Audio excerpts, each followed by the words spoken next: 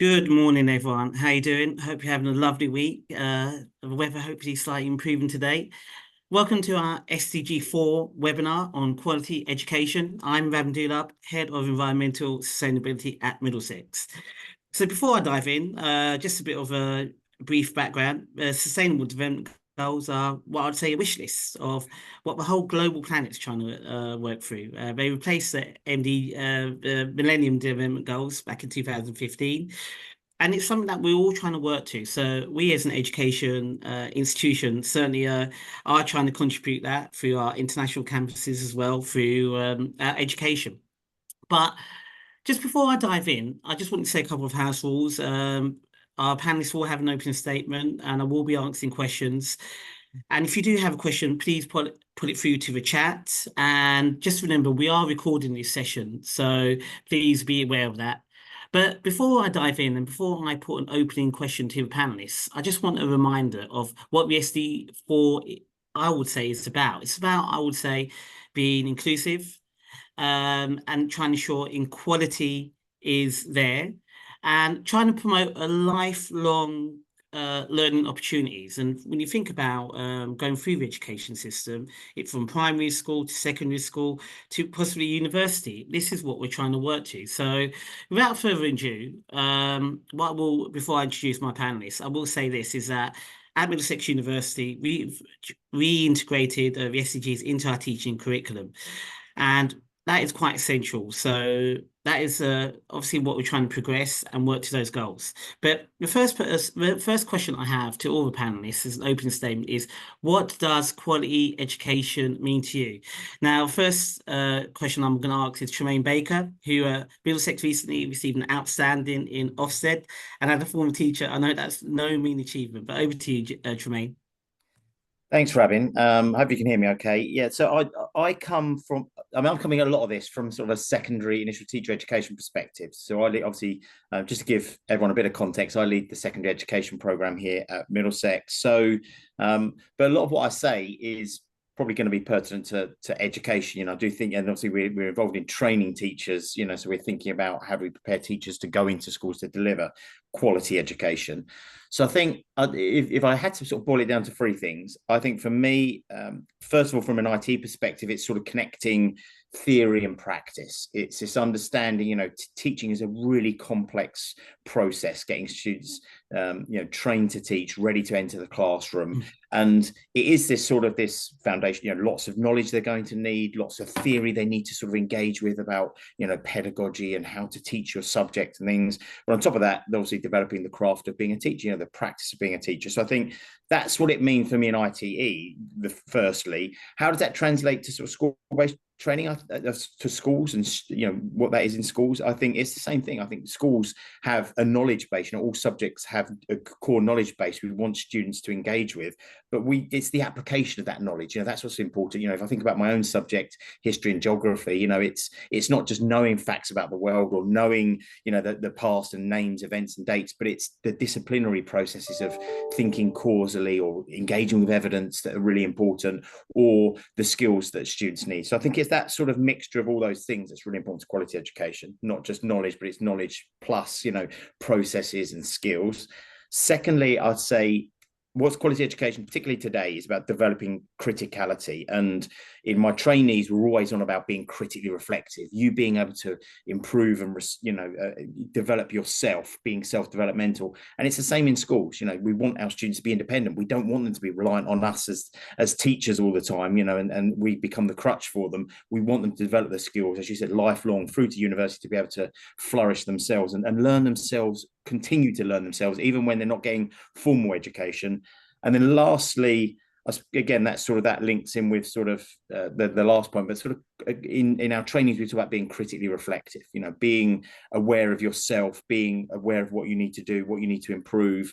And it's the same thing for, in schools. We want our students to be critical and critically reflective, to take not a healthy skepticism of information, to be able to critically explore things, to be able to, I'll talk about this probably a little bit more later, I don't want to labor the point, but perhaps to deal with misinformation and the problems that we're going to probably talk about later on that are coming up, that our students are going into this world and having to deal with. So there you go. There's three things I think make a quality education. And thank you for that introduction, Tremaine. And for me, what came out really clear was development is the key, and you really are putting the D into the SDGs, and I think that's essential of how we get our communities to develop. And thank you for that opening statement. Sandy, would you mind introducing yourself and having a pop out answering the opening question? Yes, surely. Good morning, everybody. I'm Sandy Waugh. My background is actually in secondary education, and I also have quite a lot of experience in alternative education, PRUs. From my point of view, I actually feel very, very strongly about the quality of education that young people should actually be receiving. And I'm actually speaking from what, in my opinion, should actually be happening in schools. If you actually have a look at what the quality of education means to me, it actually means removing the barriers so that all students have a fair opportunity, so that they can actually focus on what they need to do to actually become citizens in the modern world. And what I'm talking about is, if you're looking at it from a school point of view, it's actually the needs of the students, curriculum, teaching methods, which Tremaine's actually highlighted, assessment to make sure that the students are actually on the right track, and if not, what needs to be put into place to get them on the right track. School culture, I think, is really, really important. Also, community engagement. Equality, for me, is also important. And also for students to actually thrive in a safe learning environment. What I mean by that is that they feel that it's safe, that they can actually offer their opinions. And through that, there are mechanisms such as school councils, which I will talk about later, if that's okay. Quality of teachers, as Tremaine was actually saying, is equally important. And also making sure that in a quality curriculum, that they also, our students also have the opportunity to look at what life skills are needed, particularly in this very, very changing world that we're actually living in at the moment. I think that from some points of view that not all students have actually got access to the curriculum. And this is where I might be rather controversial. And that is that schools have actually got to adhere to the external frameworks. For example, Ofsted, and there's been a lot in the newspapers about that recently. And looking at independent schools, you've also got the independent school standards, which have also got to be met. Putting that into a cauldron, it is like putting everything in and giving it a good stir and making sure that what you've got is a quality of education so that all children can succeed and they feel worthwhile. Because I think for some of our students, the feedback that they get can be quite negative. And I'm speaking from personal experience now when I was a child, and that can actually determine how they perceive their role within education. And for some students, particularly those youngsters in alternative provision, they're written off, and they shouldn't be, because they have actually got barriers to overcome. And that is why I think that alternative education for some students is the way forward. Wow, that's quite an opening statement. So we had, just as a quick reflection, we had Tremaine talk about the importance of development, but I think you've highlighted quite a few issues there for me, is the barriers. That is ultimately, that came out really strongly, barriers for students to learn, to have a safety, but above all, I feel is the learning environment. I think that is quite crucial, and hopefully we'll be discussing these as we go along, but all those things I think is quite important. And one of the things I'll say is that giving that students actually a voice, I think that's critical, essential, and I believe in it. And I try and practice what I preach. So over to Negin, if you can introduce yourself, please. Good morning, everyone. I'm Negin. I'm a master's student of environmental and sustainability, and thank you for having me here. So if I want to talk about the quality education, I think it means providing everyone with the opportunity to learn, no matter their background or their situation. I think it should be more focused on more than just going to school. It's about making sure that the students get the right knowledge and skills to succeed in life. It can be having a good teachers, learning useful subjects, and creating a safe and supportive environment where students can grow emotionally and also professionally. So I think quality education also teaches students how to think critically, solve problems, and keep learning throughout their lives. I like that. That's a lot of good points there as well, and I think it is important to provide students with that safe platform and the opportunity to learn, and that's obviously coming out really clear, in these discussions. And let's I think hopefully everyone has taken aboard these points, and please put your questions in the chat.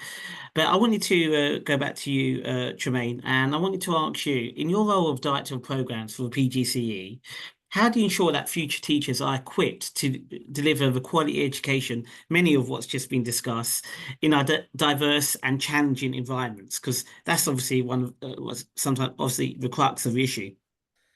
Thanks, Robin.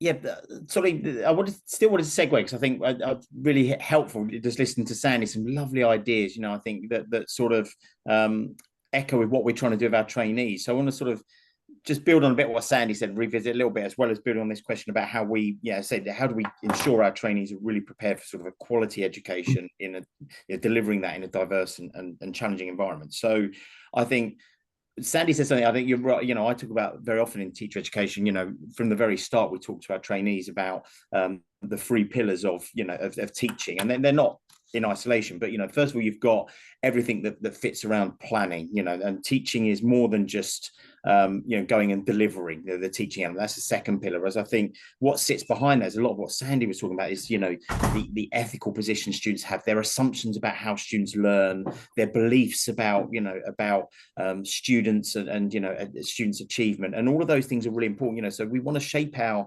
teachers with these positive views of the world and what students can achieve and what they should be doing, because all of that fits into how they teach, and it's not just about teaching them tricks and how to deliver lessons. It's about those assumptions and what they think about how the world works will feed into how they teach their lessons. So teaching is then the second sort of pillar, and giving them the craft to be able to deliver that. And then the sort of the third pillar Sandy mentioned is a really important one. I think she's right, it's about assessment, because I always say to my students, just because you taught it doesn't mean they've learnt it, and learning is a complex, messy process, and it's you have to infer it, you have to try and dig into students' minds to get an idea. So I think that was really helpful for Sandy, talked about that. And I think other elements of that, as you said, Sandy, are about their beliefs, because there's a lot more to teaching than just delivering in the classroom. There's that whole pastoral role and making a well-rounded student. So I think that's something we try to give. And the other thing Sandy said that I sort of tie into as well is she talked a lot about curriculum, and from a student perspective, I think that's really vital. In schools, we want curriculums that students can see themselves in. Now, the hard thing is a hard balance, as we all know as teachers, is you've still got to teach them new stuff, they're not familiar with, they might not know about, because otherwise, they're not got the cultural capital, they're not, we're not enriching their educational experiences. But at the same time, we want to tie into, their interests and how they can see themselves in the curriculum. So I think, that's a big thing, I think, is thinking about school curriculums, and there's a lot being done at the minute. And I think that's what we're trying to get across to our trainees is what's being discussed at the minute. How do we effectively diversify our curriculum and decolonize it, and so that students can see themselves in that curriculum, and it means something to them. It's got a relevance, because that's going to help them want to learn. And as Sandy pointed to, that's going to give them an interest, give them something that they want to learn about. So that's something we really do try to achieve, is how do we get that across to our students. And from a practical point of view, then, just very quickly, I think for us, we're trying to really align centre-based training, you know, what they hear at university, what they're taught about, you know, the theory, you know, how we're trying to develop their own perceptions of teaching and, you know, widen and deepen their own schema about what pedagogies. We're trying to align that with what they experience in schools. You know, when they go into schools, it's a combination of the two. You know, it's them seeing the theory and, you know, having these discussions with expert colleagues in schools and putting that into practice. So we spend an awful lot of time here really trying to sort of make sure that what they're learning at university, they're talking to their mentor about, they're observing in classroom settings, you know, they're going to diverse, you know, school contexts as well. You know, we've got a huge range of schools that are in part of our partnership, you know, so our students see the plethora and the diversity of the student body as well. We think about sequencing.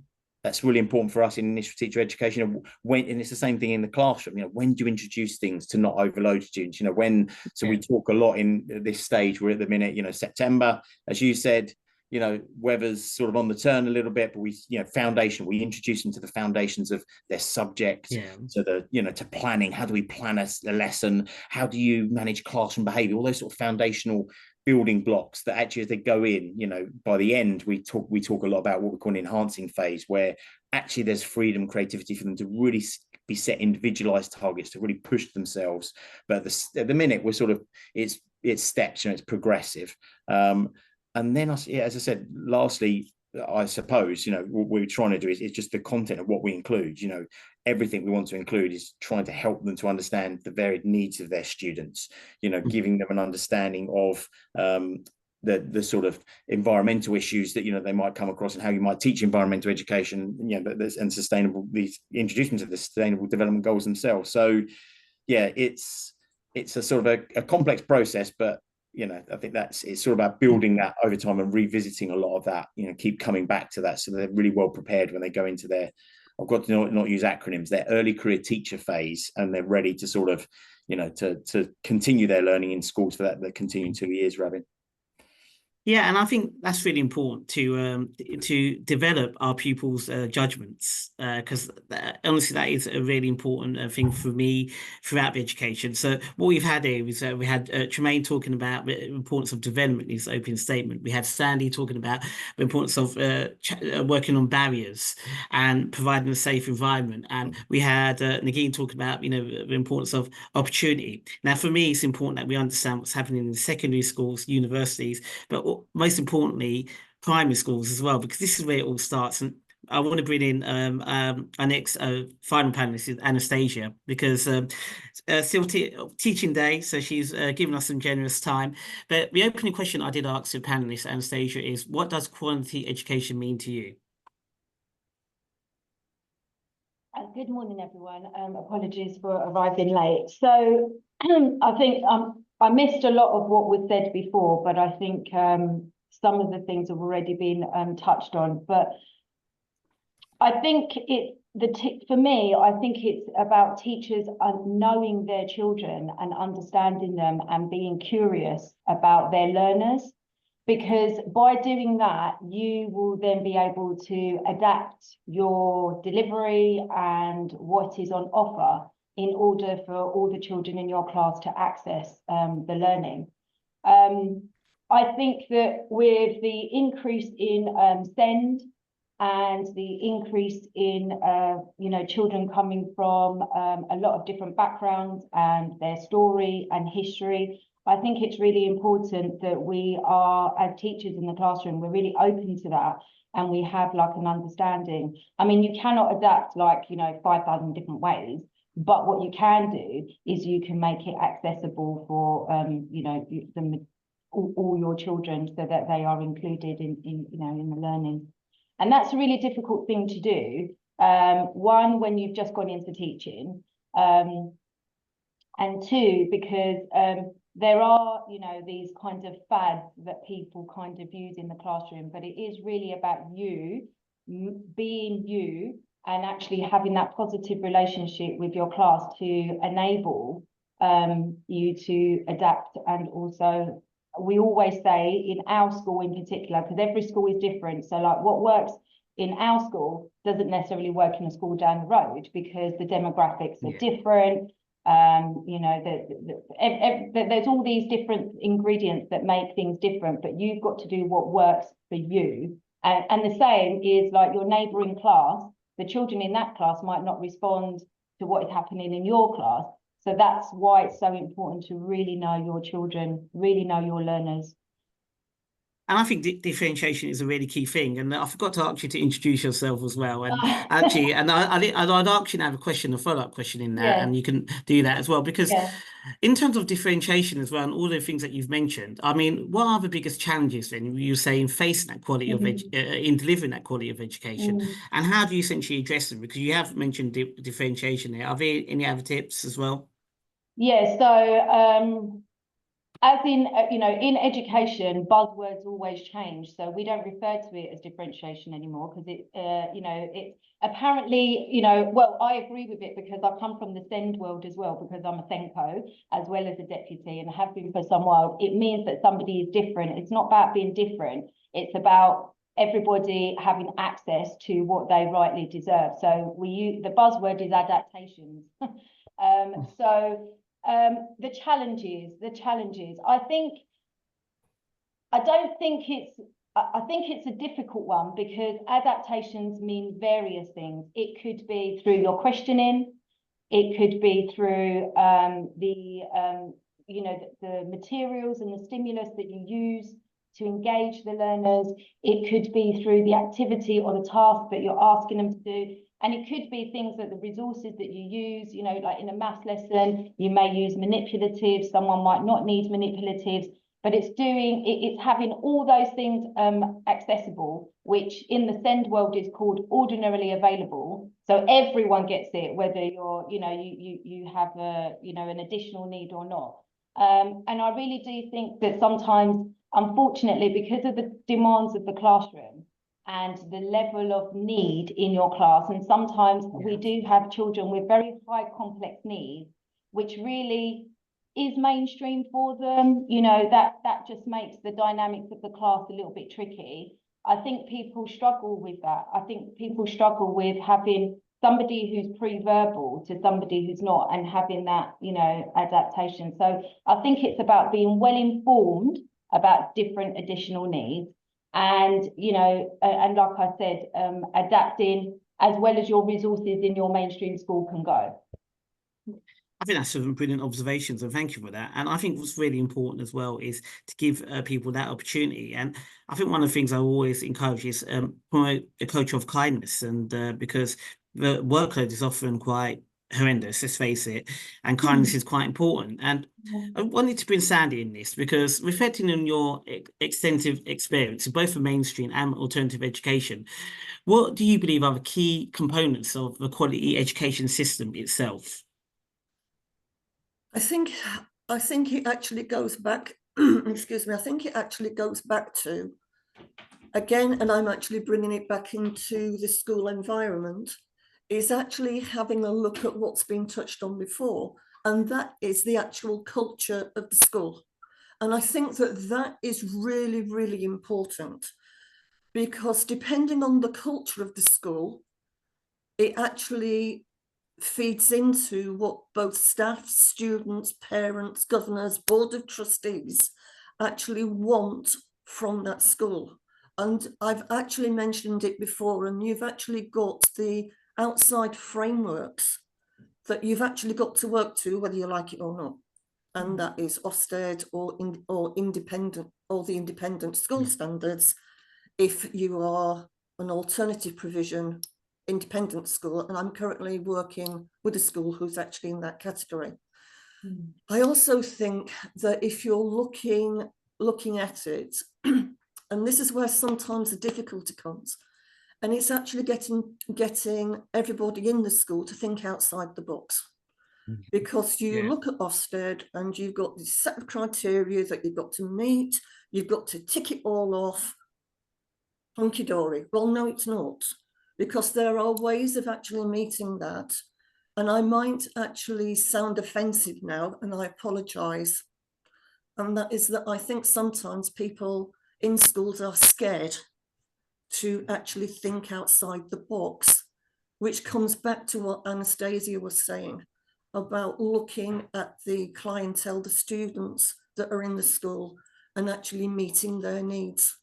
And the way that quality education is, it is not just standing in front of the classroom, giving loads of facts, etc., etc., etc. It's actually getting the students involved in that discussion. Because as we know, youngsters learn differently. And for some people, yeah, they can actually listen in. For some people, it's visual. For some people, it's actually participation. And this is where I think, and what Tremaine's actually been saying about young people coming into education, it's actually having the courage to actually think about delivering information and lessons differently to accommodate all the young people who are actually in the classroom. I think that's a brilliant response, because what you're talking about is innovation as well, because often there's pressure to sort of do a standard approach, but where is that innovation? And especially when you look at the SDGs or trying to reach net zero, this is something that's not been done before. And you actually need innovation. You actually need to think outside the box, because it's clear if you carry on as you were, you're not going to achieve those goals. There's goals for a reason, and that's what we need to start promoting.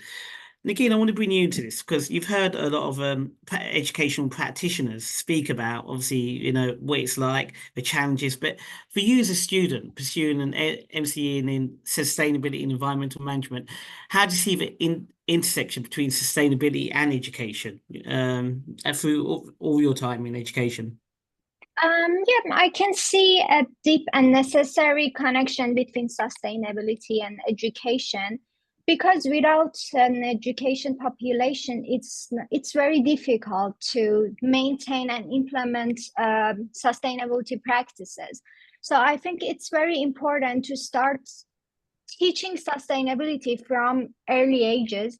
And also when it comes to university, I think it should be integrated to all the curriculum, not just in environmental sciences. For example, because I believe sustainability is not about teaching, it's about shaping minds. And for example, it's very important to, for example, for engineers, whether it's teaching engineers to design ecological, when they design, have some ecological principle in mind. And when it comes to businesses, for future leaders to consider both social and environmental issues and prioritize them. So I think I can see the deep and necessary connection between these two. And yeah, and it's very important to be integrated to all the fields, not just environmental sciences. I think that's you've raised a series of valuable points here, and I think one of the points I'm going to latch onto and maybe bring Tremaine into this is the future, I guess, because Tremaine, I want you to ask you this question: is how do you see your role of teacher training evolving in the next 5 years or so to align better with principles of SDG for, you know, quality education? Thanks, Rabin. And Negin, I think just probably building again, linking that into what Negin is saying, you know, there's some really good points from lots of people there, and a little bit of what Sandy was saying, because I think I'm a big believer in interdisciplinarity, you know, and interdisciplinary thinking, and what Negin said, you know, I think there's perhaps a temptation to think that the Sustainable Development Goals and environmental education, climate change education, you know, fits under, you know, science. Perhaps there's a little bit of geography, and you know that's how we cover it. Whereas actually, I think the shift, certainly going forward from me IT, but also in schools, needs to be that it needs to be a whole school approach. It needs to be a whole IT provision approach. It needs to be across subjects and disciplines that we're all thinking about notions of sort of teaching for climate change, sustainability, and environmental education. So I think that's the big thing, that the big shift that needs to come. And I think, you know, I think where we're very good at, what teaching students, in my experience, you know, very good at, we often talk like with our geography trainees, you know, about the sort of 3 pillars of sustainability. You know, you're talking about, they're very good at sort of environmental and thinking about greening things, and you know that's an easy one to understand. They sort of get economic, you know, but there's a bit more challenging. The one they probably do struggle with is this idea of, you know, social sustainability, you know, and issues of social justice. So again, I think that's something that will need to come through. For ITE, you know, we want to try and teach our students that, but I think it's also the same in schools, you know, that the challenges our students face in the future are going to come. They're going to need the skills to be able to meet those challenges. You know, so how can we prepare trainees so that they're ready to go out into school to help students in school to deliver things like, I mean, I mentioned this before, like criticality. You know, we want students to be able to handle, have a critical mindset, not to be a skeptic and fall down the rabbit hole of conspiracy theories, but to sort of have a healthy skepticism of the information they're reading, you know, to be able to spot and identify misinformation. You know, that's going to be vital for our kids, for both for their mental health, but also for their, you know, for their own education, their learning, you know, and for us as a democratic society, what we, you know, to manage the challenges that we face. Secondly, I suppose there's going to, you know, how do we train teachers to, and I think this is where the humanities are really important, you know, and as you said, Negin, it's not just the science, you know, there are going to be huge questions in the future around conflict resolution, you know, and resource management, you know, and those are going to need the skills that humanities gives, you know, that wider arts and humanities gives in terms of being able to manage that, developing dialogue, you know, handling sensitive, controversial and emotive issues in the classroom. Those are the skills we want our trainees and our future teachers to have. And that for me is sort of where we want to go. And so I'll come again back to a point a bit. I like what Negin said about, you know, it's about more than just teaching, it's that shaping of minds, and I agree, but also a bit of what Sandy said. And I think there's not a positive. I know we all can be critical of Ofsted, but Ofsted, you know, work within their frameworks. But I think the problem at the minute comes back to what I said before, is, you know, we do have a top-down system at the minute. You know, it is quite politically led, and, you know, we push towards a certain way. So my hope in the future years is actually that direction. I'm not a great believer in necessarily, you know, centralization, but I think this is something that needs to be done in terms of, you know, the requirement for curriculums to include, you know, climate change, sustainability education in schools, in IT provision, and for that to become part of the Ofsted framework. Because, again, sadly, schools are, as Sandy said, you know, that's the nature of the system we live in at the minute. So if we see this as important, we want to push forward to it. We've really got to get it into the Ofsted framework and make sure that schools, you know, have a requirement to deliver this to their students. So it comes back to what I said before, you know, students are being critical, you know, they're able to manage conflict resolution, you know, they're able to manage all those challenges that are coming in the future. I think that's a series of great points, and I think often when you're trying to work towards a shared goals, it's about taking people on that journey with you, and I think that's essential. Sometimes we forget that, you know, we forget what is it we share goals, what is it we want to achieve. And I want to bring you into this, Andy. How have you successfully, or how have you managed successfully strategic change in schools to improve educational outcomes? Because often that is forgotten about for students, especially with students who may have different needs. How do you incorporate everyone on this journey?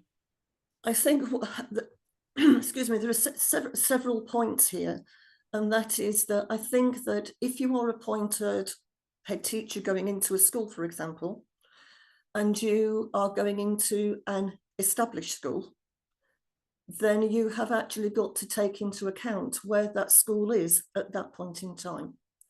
Not only that, as a head teacher, you have actually got a vision, and that vision has actually got to meet what, say, for example, if you're in a multi-academy trust, for example, has actually got to meet the vision of that academy trust. I was quite lucky when I was a head teacher, because I actually went into the alternative provision, and I went into two schools from scratch. So it was a matter of me having my own vision, and my own vision was that every student who actually left my school would actually leave with a qualification. Now, that could have been GCSE, it could have been an AQA unit award, it could have been something like a coaching qualification, but they actually left with a qualification, and that was my vision.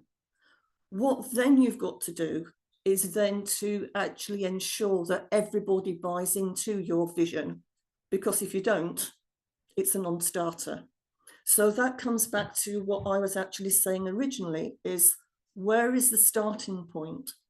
And as a head actually going in, you actually do an audit to actually find out where the school is at that point in time.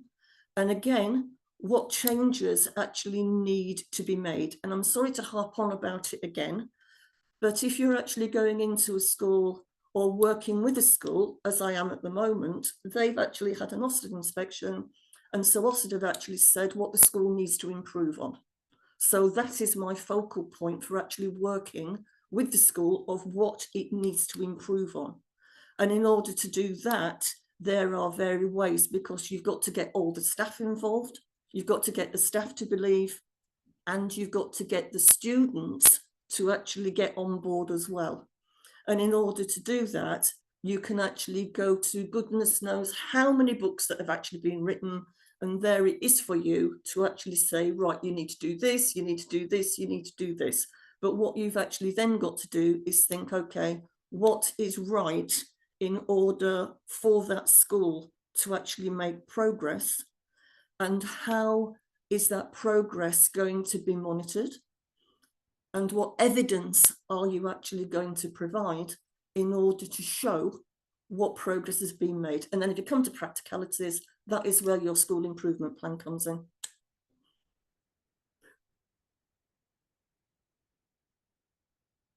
That is brilliant. Sorry, if anyone wants to ask any questions, please put them to chat. Don't be shy. And one of the things an image I've got is that you've got to understand the school culture on one hand. Then on the other hand, you've got to achieve a vision. So Anastasia, can I bring you into this next question? So how do you balance the demands of curriculum standards and trying to change culture with need for fostering creativity and critical thinking in young students, which we've all sort of touched upon? I think it goes back to this whole cultural capital thing, which has been, thrown around. And I think it's about, creating opportunities for children to be engaged in those ways. And I think, sadly, I think it can, because of where your school is and the demographics, you've all got to think creatively about how that can come, that can be. But it's about, it really is about, things like, I don't know, school councils or, joining up with other schools and creating debates. It's about getting speakers in, who are willing, and actually, even past students, coming in to speak to children. So it's about, having those opportunities and where possible, having even cross-curricular links. But it's also it doesn't just start from Key Stage 2. You've got to think about it from the early years. So it's about giving children a voice and, teaching them to kind of, that they have got this voice and that, they can speak up. So it's about mapping out your curriculum so that there is opportunities for it to be built on as they go through the primary school. So that really every year they're like, year 1 ready, year 2 ready, year 3. And then by the time they get to year 6, they're like year 7 ready. And then you're kind of hopefully, putting people into secondary schools, which is a whole other ball game anyway, with a voice and some understanding, because going back to Ofsted, it's all about them knowing more, remembering more. That's another buzzword going around. So, it's just making sure that, and then going on to what was spoken about before about your school culture, it definitely is about everyone in your school being on the same page and wanting to be on this journey, and kind of investing and buying into what our school is about. Because if you've got that, then they're going to be kind of leading it across the school, which will help. I think that's a great point. And you mentioned as well, trying to really use the resources that you have available to you. And I think that is essential and that's really important. I mean, I've obviously, just for record, I've worked in primary, secondary and universities. And I think reflection is important and you take that on. So Negin, I want to bring you into this as well, because I wanted to ask you, what are some of the key takeaways in your academic journey that you feel can contribute now to SDG 4? One of the things that I've learned through my master's was that sustainability is not a standalone issue, but interconnected with many global systems. So I think it's very important when trying to implement new ideas or new sustainability practices, it's very important to collaborate with different perspectives, hear from different stakeholders. For example, even when it comes to university, when you want to just implement a new strategy, it's very important to collaborate with students, with different departments, and I believe is one of the most important things that I've learned. And I think sustainability and education shouldn't be confined in classroom. It should be in practical scheme as well. Even if it's projects, if it's events, internship and such like, because when you have an opportunity to get hands-on experience, you can grow and you can learn more. Okay, brilliant, and I agree with you on that growing and learning. We do have a couple of questions in the chat, so which I can't see. Can we highlight what questions are, please, and or can those ask questions? Yeah, hi, I can read out the questions for the panel. One is, would you think that being able to teach new things is dependent on or very much related to doing research? Or would you consider teaching to be independent of research and the other way around? Would anyone like to try and answer the question?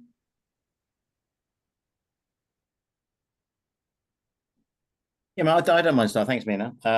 I think I don't think you can separate the two, and I think that's the issue. I think there's perhaps a tendency to just, if we just go down the idea of, oh, okay, it's, we're just going to sort of go with our gut instincts, then actually we're undermining the importance of research. And I think this is I don't know, perhaps from an institutional teacher education point of view, I think it's one of I think there's some positives to having a move towards school-based training, and that becoming emphasis. But I think we have lost some real important research hubs from a sort of subject pedagogical perspective. There's research has real value in as we said, things, classroom and learning is a messy process. It needs to be inferred, and teachers in their day-to-day practice really don't have the time to I don't think, or the necessarily, the research skills, the educational skills to the methodological abilities and the teaching methods to be able to engage with research that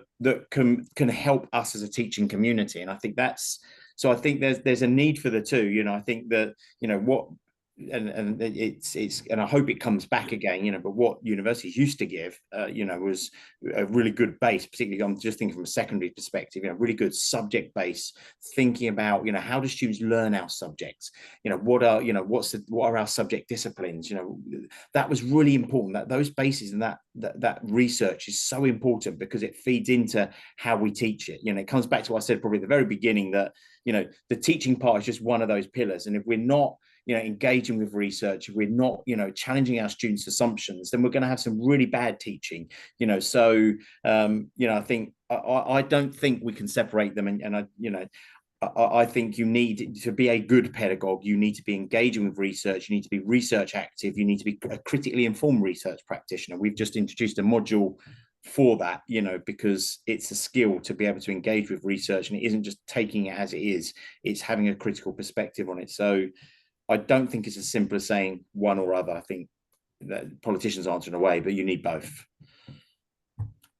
I totally agree with you. And Sandy, I want to bring you to this next question. It asks by Humera. In relation to the school curriculum and the contents of UN SDGs and quality education, I would like to ask the panel how much teachers are equipped with knowledge about other parts of the world and feeling confident about discussing current affairs of the world. One example would be how we develop pupils' understanding of the fact of our chosen lifestyle in a huge contributing factor to climate change, and the poorest countries in the world would be the ones be affected by results of flooding and as a result of global warming. So, Sandy, would you like to have a crack at that? And Tremaine, obviously, feel free to chip in as well.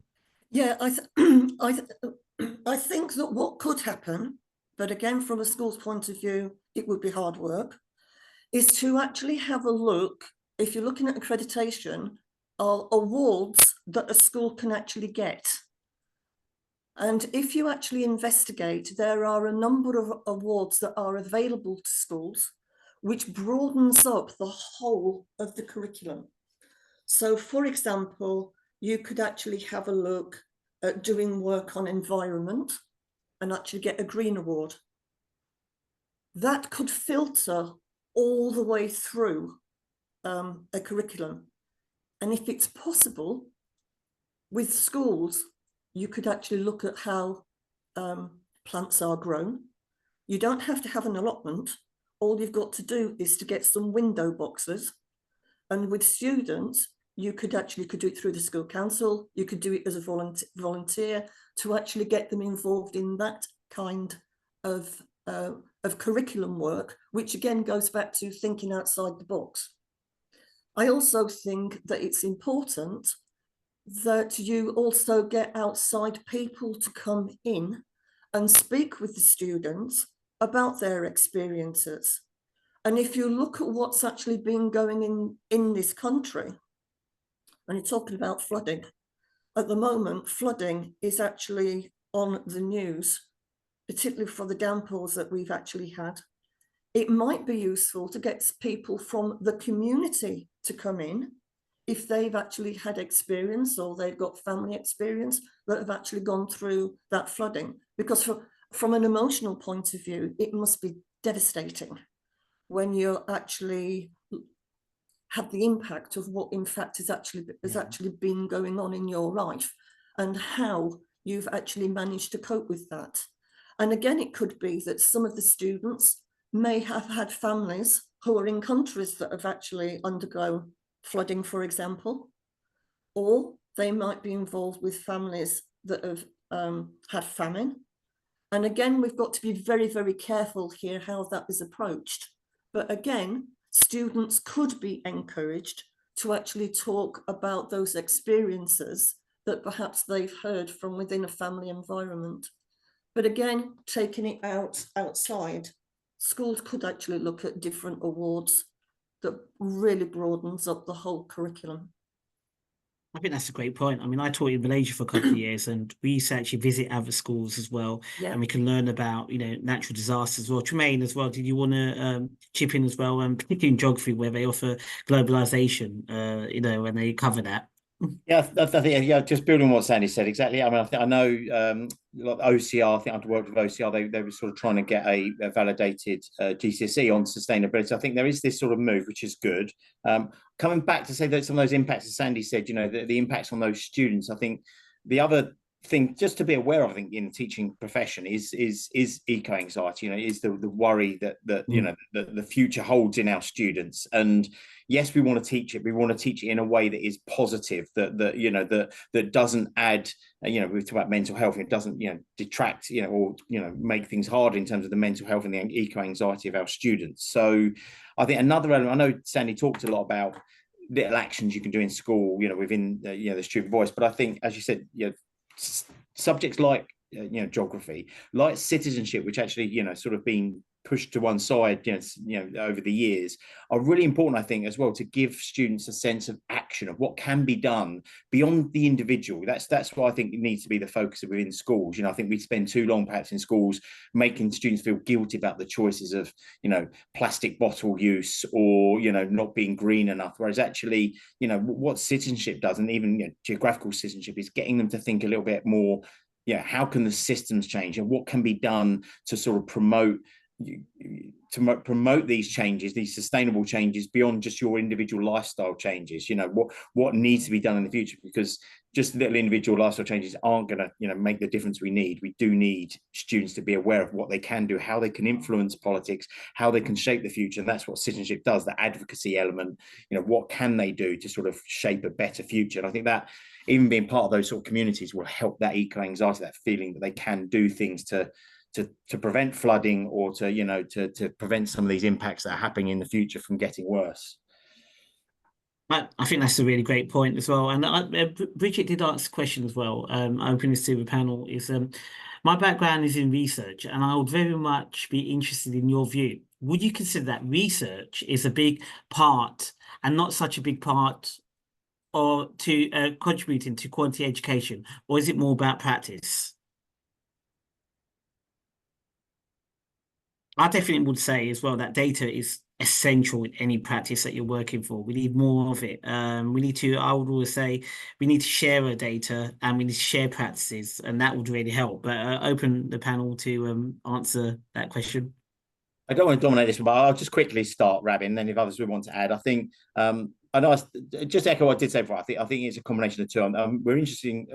I'm reading a really interesting book at the minute, which I can perhaps show people in a minute. I've just literally got it on my desk, but that does talk about the importance of research, and actually the problem, I suppose, coming back to the point that was being made, is research is difficult in education. It's a messy thing. It's that research communities are quite fragmented. There's not a lot of talking between psychologists and cognitive scientists and educationists, and then on top of that you've got action researchers. In other words, teachers themselves engaging in research in their own school context, which I know, as Anastasia said, is really important because context is important. So how do we make sense of that? How do we get research communities talking together to try and find more generalizable rules that actually are helpful, and then once we've that's part of the picture, but also the other puzzle is how does that get shared with teachers? Teachers are hugely busy. They're time poor, in school. So again, how do we echo that, but it doesn't then get lost? I know Dylan William talked a lot about these ideas. Research sometimes get lost with these lethal mutations that it goes into the classroom and you just get these lethal versions of it. So again, I think researchers have a role to think about practice and what can that look like in practice, and how can practitioners use the research, because it's not just taking research. There's a way of using it. So I think, and I'd like to see a bit more money in research in terms of applied research. I think, it's also well and good having pure research and coming up with these theories in tightly controlled environments, but the complexity of teaching, we need more money perhaps available for applied research. And what does that look like in a school setting, and how's that going to be helpful for us? So a bit there. Sorry, I did pick up on that one again. Yeah, that's fine. My next question as well, when I think about the Bros song, When Will I Be Famous, showing my age here, but I'm kind of adapting this question to Negin here, is when you think about your whole education experience, how do you think institutions can support students in becoming advocates for sustainability and quality education in their communities? Because we have all talked about it, but then you, Negin, from your experience from working from being abroad to over here, how can we achieve that? You're on mute again. Sorry. I think it's very important for example, for university or schools to encourage students to participate in leadership programs, if it's on campus or off campus. For example, not on of course, on a daily basis, maybe every month, every 2 or 3 months, we could have an event and ask the students to come and talk about their ideas and just participate in sustainability initiatives, and having some project that they can come and participate with different departments. I know, for example, for myself, I had the chance to collaborate and work with environmental team. So it was very important for me, and I've gained a lot of hands-on experience. If we can promote such things for other students, they can benefit from. And also, for example, I think it's very important to have some having some voice from the leadership. If university can ask some the leaders from different backgrounds, different industries come and talk to students, they can learn from their skills, learn from their experience. So I think it's very important. And one more thing, I think if, for example, university can provide a platform for students to talk about their new ideas about the sustainability. So I think it's a win-win for both the students and university, because when it comes to university, they can just have some new ideas, and when it comes to students, they can grow their skills, and I think it's very important to have this connection between university and students. That's a really great response, and it's going to lead into a final question to Sandy before I ask a final question to all the panelists. Sandy, can you share some insights in the role of self-evaluation and resource deployment in driving school improvement? Because essentially that's what obviously we would all like. So would you be able to share some quick insights? Yeah, I think when it comes to self-evaluation, that is actually really important, and it goes back to what I was saying earlier about managing strategic change. And through self-evaluation, you actually look at what actually needs to do to improve the quality of education for the young people. But also, I feel that everybody needs to be involved in that. So it is not just the staff, it is actually the parents, carers, the students, and the community, because the community is also important, because instead of actually the schools being self-sufficient and in a little hub, you need to actually have a look at what is going on with the community around you. Once you've actually done that, then again, it comes down to the school development plan and how you actually are going to sustain that. And then it comes down to cost. And we all know now that the restraints that schools have actually got when it comes to resources, this is where I feel that the community can actually be really, really involved in it. It happens quite a lot in primary schools, although you've actually got safeguarding, where you can get people from the community to actually come in and actually work with youngsters, say, for example, on reading, for example.